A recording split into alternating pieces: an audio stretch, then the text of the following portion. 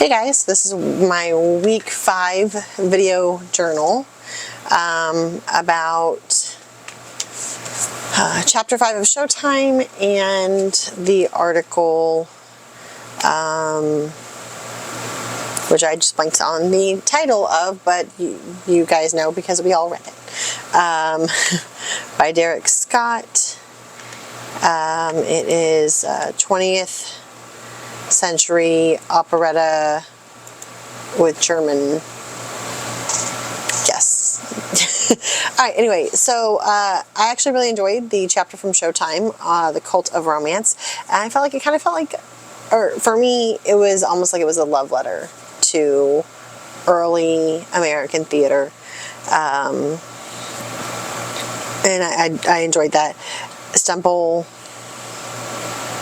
talks about the shift. He doesn't go back and harp on what he already covered in chapter 4, which overlapped slightly with this and the time, as far as the timeline goes. I thought it was interesting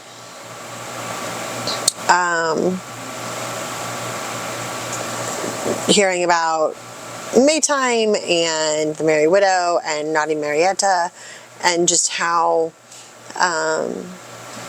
the ones that were translated, or all 3 of those were translated, but to make them more American, to make them about love and about the common man and not aristocracy, just using them as actual specific examples of that was nice. And then when you talk about Naughty Marietta, Hammerstein the First, not the one with Rogers, and Victor Herbert expanded a musical gamut for American operetta that has become a model for the genre. Dramatically, too, it widened the genre's gamut, inducing the farcical thrust of earlier operetta with a stark melodramatic strain, which Stempel said on 179. It was just, instead of everything being lighthearted, everything's a joke.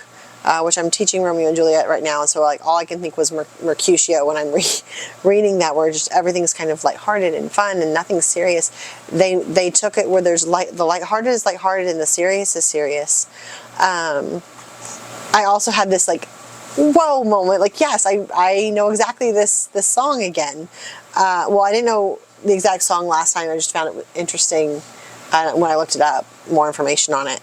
But when he was talking about Rosemary, and I can't remember the name of the actual song, and I don't feel like digging in, but when I'm calling you, and I was like, I remember this. I swear it was from Dudley Do Right with Brendan Fraser and Sarah Jessica Parker, but like I know this song, that's like the only time I think I would have run into it. I don't watch a lot that's like Canadian, but yet again, the things from the Silver and Gilded Age are still relevant and showing up today, which is always really cool to see. And then I wanted to deep dive back into Showboat because seeing that Hammerstein II, who did later work with Rogers, Richard Rogers, that he kept it, one, close to the book. He wasn't getting far off of what the book was originally, story-wise. But also, as Stempel was listing all the different songs and the styles that they represented, I could picture it and I could hear it. And I thought that was really cool. So now I want to go back and like deep dive and rewatch it and compare it to those different styles and hear the minstrelity and hear, you know, just each of those stages and the light operetta and the jazz and how each of those things comes across. And I remember that there are moments where it's in the script recognized and called out. So that was really cool. Scott's article, I'm very meh about. It really just felt like he was defining Cosmopolitan over and over again and not really giving...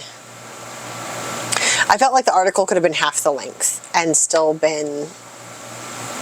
all the key ideas would have still been well explained and understood by the audience, but he just kept going and going, and oh, it's a little bit different here, but it wasn't different enough for me to go like, yeah, that's something that we should pay attention to. It felt more, I'm academic and I'm so smart, so I'm going to keep talking. Not actually informative.